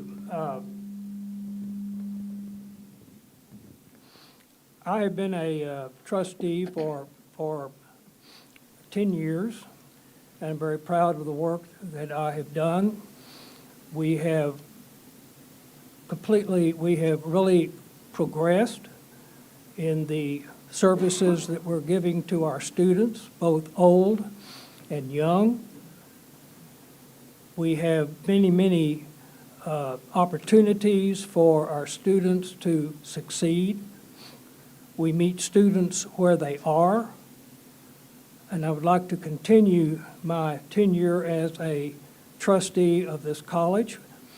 I'm also an advocate for community colleges. I was the chair of the Community College Association of Texas Trustees, which advocates for community colleges statewide. I know professors, I know presidents and chancellors all over the state, and I'm an advocate for community colleges statewide and advocate for our own community college. Thank you. Laura? So I'd like to thank Mr. Greenhill for the time that he has spent as a trustee on this board, and I think that it's time to get some new faces on that board as a trustee. I'm the only one that sitting at this table who has the professional experience and the wherewithal to be able to do the job that is required as the trustee, as a duly elected trustee for District 4. There are some things that clearly need to be addressed with the culture at the college, with the finances at the college, with the budgeting, and I am the person that is the most qualified to be able to do that, and to continue to listen to the voters, to listen to the taxpayers, to listen to the students, to listen to the community, and making sure that we are getting these kids on the right path with those job skills and the workforce development. And I thank you very much for the opportunity to speak to all of you tonight. It has been an absolute pleasure and an honor, and I thank you very much, and have a blessed night. Thank you. Jack? I certainly want to thank everybody for coming and listening to us tonight. Thank Fort Worth Report again for holding this candidate forum. I think, unfortunately, these kinds of formats don't necessarily lend themselves well to a full fleshing out of these issues. But there's one thing that hasn't come up that I think it's important that it does. I'm an economist, and it's hard for me to not think of this in terms of economics. But, folks, this is not sustainable. In a very real mathematical way, this is not sustainable.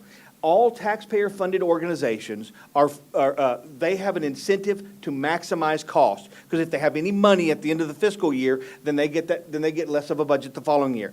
Every single year they go through it. Sitting in a meeting, hand to God, August 2019, the dean steps up to the microphone and says, "Chairs, be sure you do not leave any money left in your bank accounts." They don't even try to hide it. This is not sustainable. In a very real and meaningful way, you cannot keep asking. They have a thirst that cannot be quenched. It will never be quenched. You can never give them enough money, because they'll always be needing more, no matter what.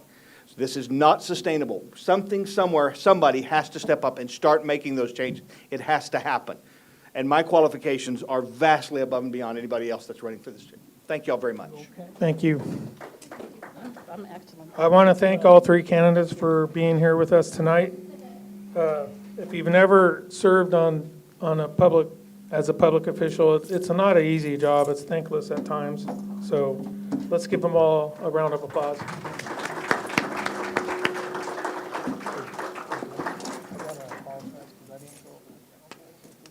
Well, he lied.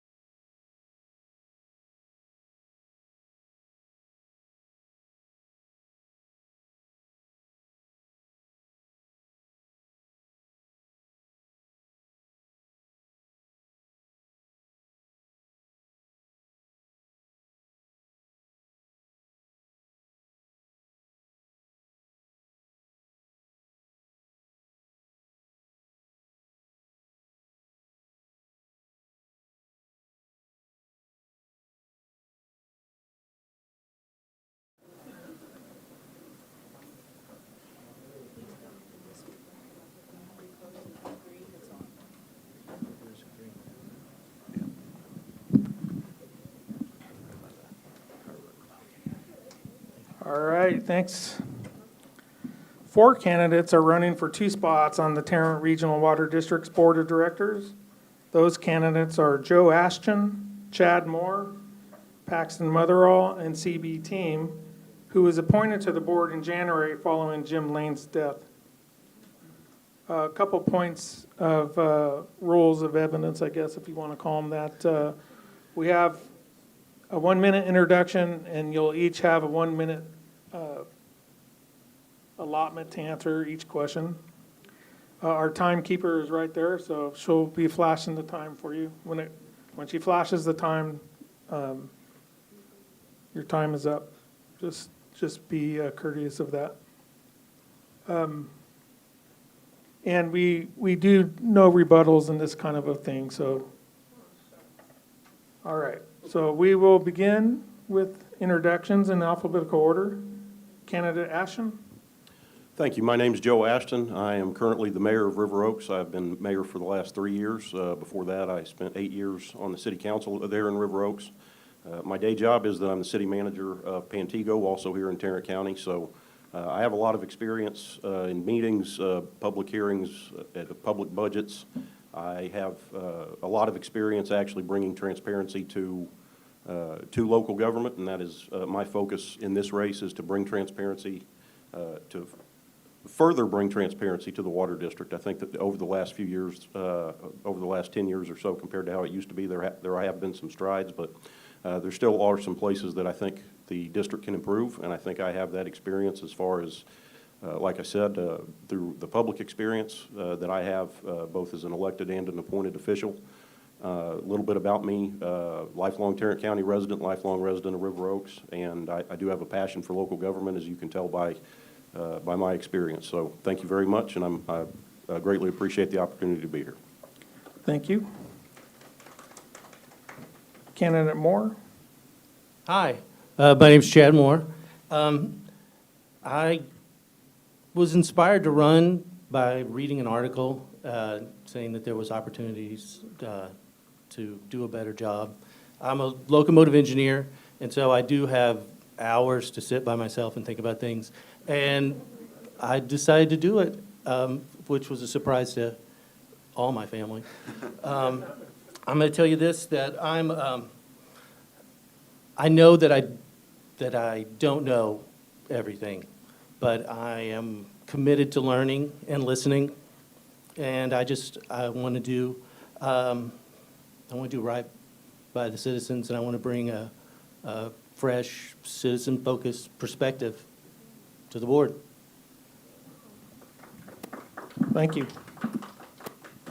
Candidate Motherall. Paxton Motherall, thank you for hosting us tonight. Excited to be here and for the opportunity to run for the Tarrant Regional Water District Board.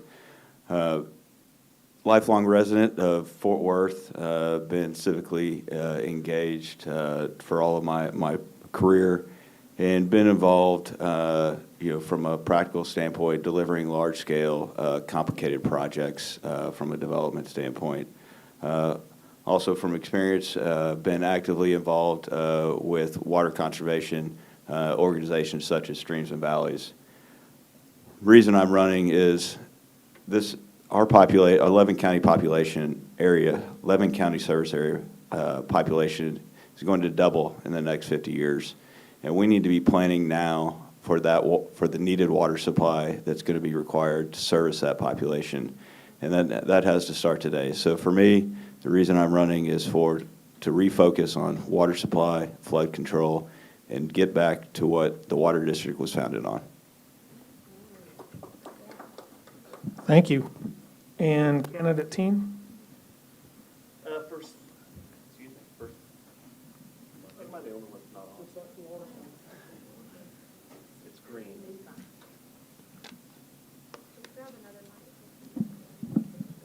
All right. Paxton and I will have to trade. All right. I'll skip. Thank you very much to the Fourth Report for having me here.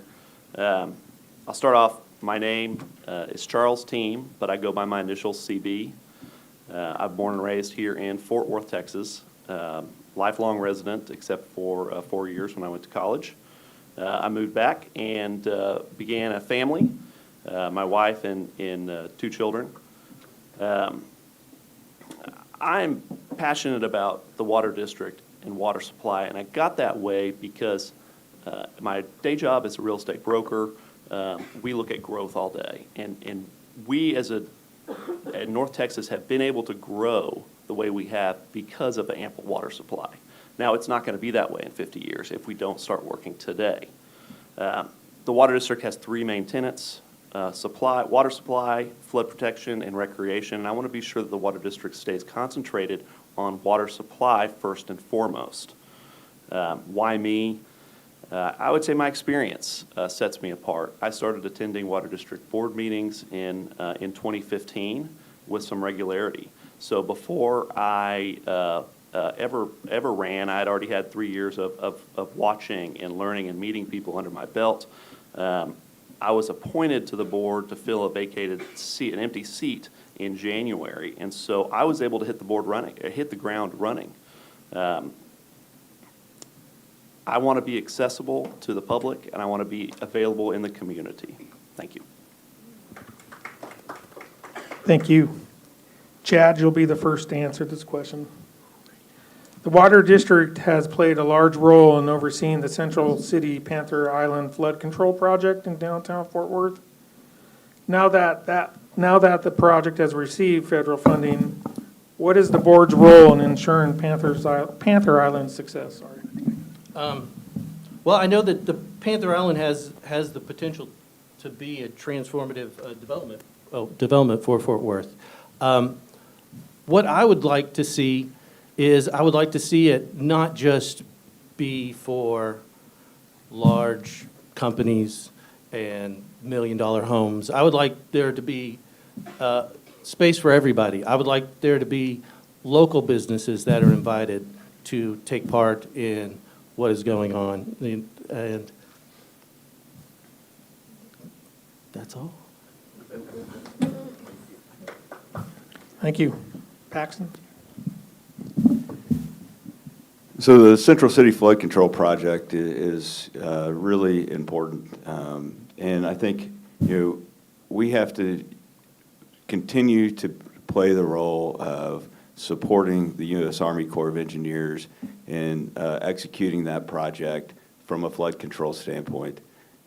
We can talk about how Panther Island fits into that, and currently TRWD has partnered with the City of Fort Worth, Tarrant County College, the Real Estate Council, and others to recast the vision for the island. And I'm fully supportive of the plan that was outlined in the recent strategic plan by the general manager to follow through with the visioning and then strategically disposing of the real estate and get the water district out of the real estate development business. Thank you. CB? All right, we'll try to see. Okay, now the microphone works. Perfect. So the Panther Island Central City Flood Protection Project is a massive undertaking. It's taken 25 years. We are very far into it at this point. It has been funded through majority of the channel construction. If you want to relate that to real estate development project, all the subsurface utilities have been done. The slab is about to be poured. If you cut and run now, it would be impossible to get your money back. I want to be sure that the board continues down the path, supports the Corps, continues to advocate for the next funding amounts that are required. This is not a project that's going to be done tomorrow. If you look at the current timeline, it's still going to be 2029. That's not necessarily behind time for now, but I want to try to keep it on that timeline as current as possible. Thank you. Thank you. Joe? Well, I think the fact that it's 2023 and we're now looking into how to recast, as was stated, the vision and how to actually achieve it. I mean, that kind of goes to show why there needs to be new blood and multiple fresh sets of eyes on this district, the board of directors for this district. Ultimately, as CB said, you can't stop it now at this point. There's just too much into it. The horse is out of the barn. It's water under the bridge, so to speak. But we do need to have those fresh sets of eyes. And, honestly, right now, it's not to say that I don't agree with what the general manager has proposed, but it's also not to say that I would immediately agree with that. I think every single part of it needs to be reviewed going forward, and that's going to be our job whenever we get there. Thank you. Paxton, you'll go first with this question. In 2021, the Water District faced intense scrutiny for a scandal involving former general manager Jim Oliver receiving a payout approved by the former board president. Since then, residents have been critical of the Water District for lack of transparency and nepotism. If elected, how would you address those concerns? Well, it's a great question, and it was an unfortunate situation with what the Water District found themselves in several years ago. I'm going to be a big proponent of continued transparency at the Water District and enforcing the policies that have been put in place over the last few years, which have become much more robust than were in place at the time. But we need to continue that effort of transparency and good hiring practices as we continue to move forward at the Water District. Thank you. CB? So in 2021, when all this was taking place, I had already run for the Water District once, and I'd been regularly attending board meetings, and got to see all this firsthand. I ran on the stance of transparency. I ran that I wanted to hold staff accountable. I think the board is moving in the right direction on that. Steering a ship is not easy, and it takes time, and it takes effort, it takes lobbying. I'm trying to cram a 4-year term into what's going to be 5 months here. I'd like to get 4 more years to be able to continue to steer that ship. Like I said, I think it's moving in the right direction, but you can't take your hand off the wheel even for a second. I think that leaving that much power in one person's hands, in that case the former board president, is not a good idea, and that has been remedied. Thank you. Joe? I think when we talk about transparency and we talk about putting power in people's hands, we also have to remember what the board did last week, where they gave additional authority to the general manager to renew contracts without going before without even informing the entire board, but in particular without even going through an open meeting. So I do think that in particular, since Mary Kelleher got there, there's been a lot of strides as far as transparency compared to how it used to be, but there are still there is still a ways to go. For one thing, I think the district meeting at once a month at 9 o'clock on a Tuesday morning does not exactly encourage working folks to come on out and see what they're doing. And in local government, what I'm used to is you have a meeting at night and people come out, and sometimes they gripe at you, and that's kind of the nature of the game. So I think that's important. I also, when we talk about transparency, we have a district that serves a massive area, and only a small part that's in the taxing district gets to actually vote. And I think that we should petition the legislature to amend the voting district to open it up. This is taxation without representation as it stands. Yeah. Thank you. I think that ensuring transparency and openness is key. You need to know what's going on, and you need it to be open to all people. We need to be able to learn and discuss all that's going on with the finances. You need public meetings. You need regular auditing. Yeah, thank you. Thank you. CB, you'll go first with this one. One of the Water District board's key roles is to vote on contracts for major infrastructure projects, as well as lobbying and public relations agreements. The board recently gave General Manager Dan Booman the power to renew some contracts without a board vote, as was just mentioned, actually. What is your view on that decision, and how would you approach vetting contracts to ensure that taxpayer money is spent efficiently? So Joe mentioned this just a few minutes ago. I'm glad I get to speak to it.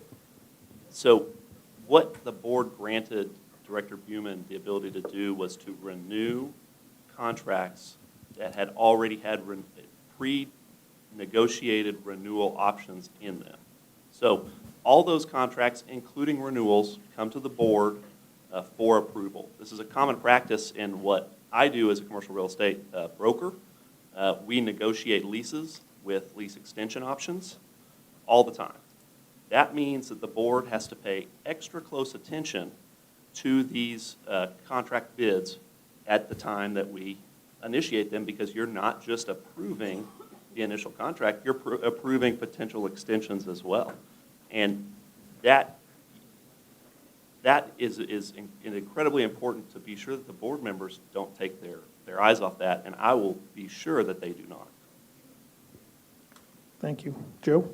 Well, I think the way to make sure that we don't take our eyes off of it as directors is to make sure that it would still come up to us normally on an annual basis. So, I mean, it's not something I'm familiar with. I'm familiar certainly with the idea of trying to empower the person that runs the district on a day-to-day basis, or a city on a day-to-day basis, but the board's specific purpose is oversight. And the part of that oversight, there's not many things, the board doesn't need to be meddling and directing the general manager day-to-day and how to run the district, but the board, I believe, does have a very serious responsibility to be able to review those contracts before they're renewed. And so, if it's a contract with that basically just automatically rolls over, then that still needs to come to the board, because at some point the board is making a decision to either continue it or to review it and consider terminating it or renegotiating. So I believe that is a very important function that the board needs to reserve for itself. Thank you. Chad? Hello. I believe that you hire people to do a job and you give them the opportunity to do that job. But I also believe that when that I'm sorry, is that me? When that person, sorry, when that person is made to, I don't know how to say it. When all of us are talking about, well, why does he have that? Why does he have that power? That power might be wrong. I think that you as a person would be like, okay, well, that's something that the people don't trust or want, and they will come to the board even though that they don't have to for the renewals. Thank you. Paxton? Yeah, so I was actually at the last board meeting where they discussed this, the renewal amendment to for the general manager. And, one of the things that I think is, critically important, and I find it critically important in what I do in my day-to-day job, is you need to understand the contracts that you're approving, not just the summary page, executive summary, but you've got to get into the weeds and understand all the details of what it is and what are the financial implications of contracts that you're signing, including extension options. CB mentioned, it's pretty common in the real estate world to have these, have a lease renewal or a consultant renewal, extension option. So I think it's incumbent upon the board to truly understand what those are. I also think it's incumbent upon the board to continue to evaluate who those companies are that we're doing business with, and raise a hand and ask questions if we don't think they're doing the job right, and make that known to the general manager so they can do something about, make a change if it's needed. Thank you. Thank you. This will be our last question, and Joe, you will go first with this one. Many residents are unaware of the role the water district plays in water supply, flooding prevention, and more. What would you do as a board member to engage the public about what the water district does?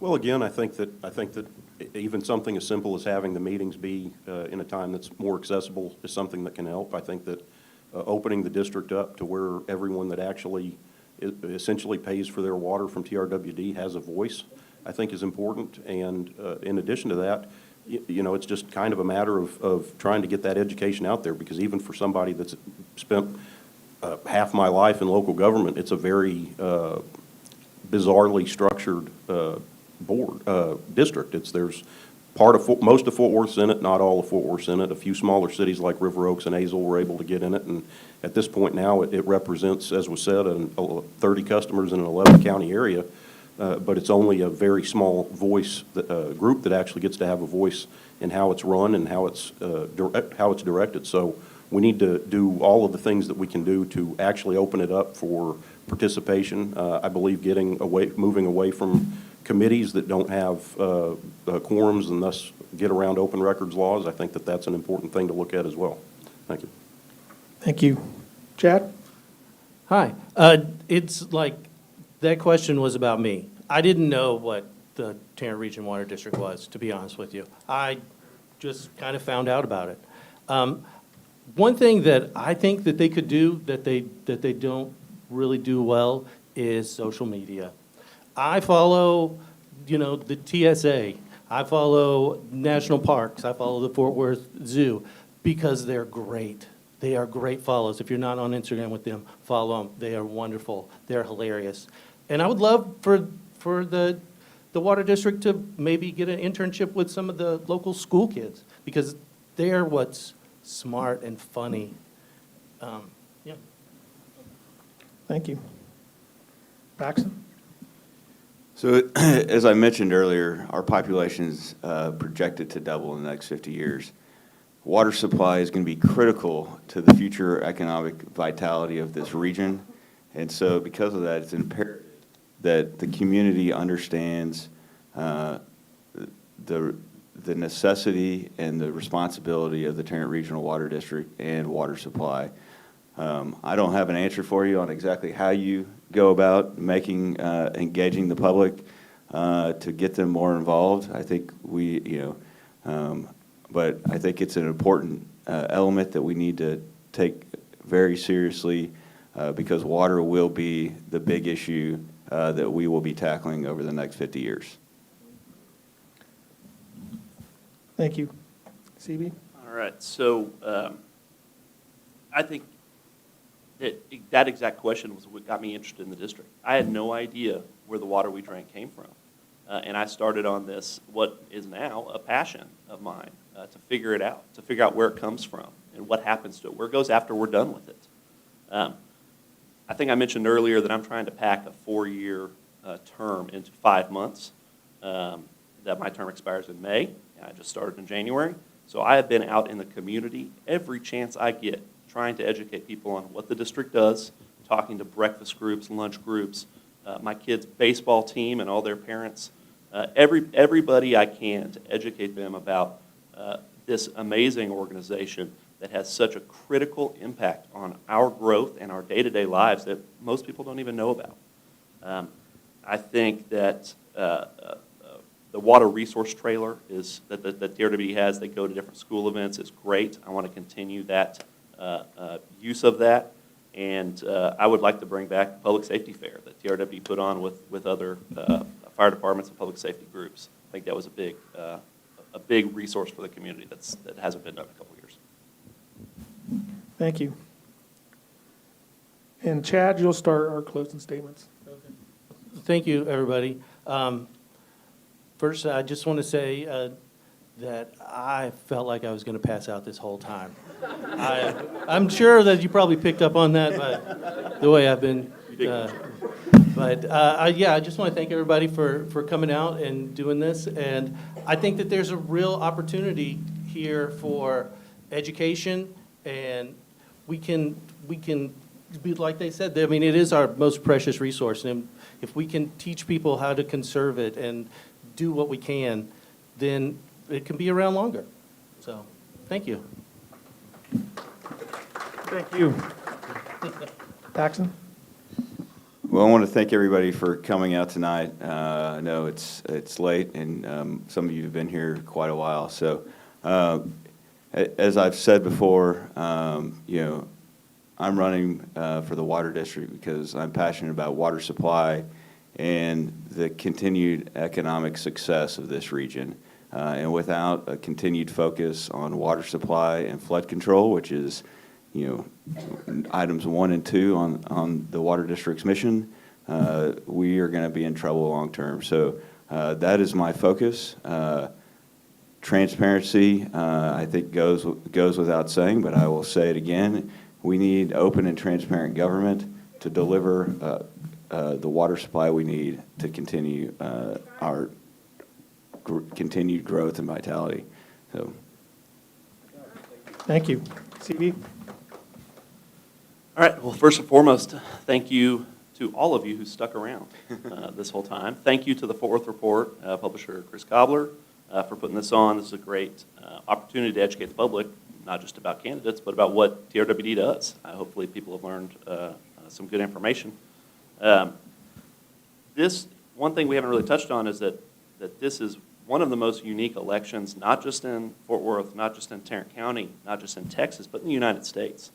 A multi-seat, multi-vote plurality election. There are very few examples of this. You get 2 votes in this race. You don't have to choose just one candidate. There are 2 seats open. So remember to vote for 2. I am trying to be as open and accessible and in the community present and again, available to the public. I want to listen to your questions. I want to listen to your issues that you have. And I want to be sure that you understand what the board does. And so I appreciate your time tonight. Thank you. And finally, Joe? Yes, thank you all certainly for your time and for the Fort Worth Report and Texas A&M School of Law for having us. It has been, sorry, my niece went to A&M and I'm very proud of her, but I went to Alabama, so roll tide. Tough crowd. So, but I love her and I'm very proud of her for being an Aggie. So this has been a great experience. It's been a little while since I've actually run for something like this. Generally in River Oaks, I haven't had opposition for the last 11 years, so it's a little bit bigger, and it's been a real joy to go to all sorts of groups all around Tarrant County and get to know everyone.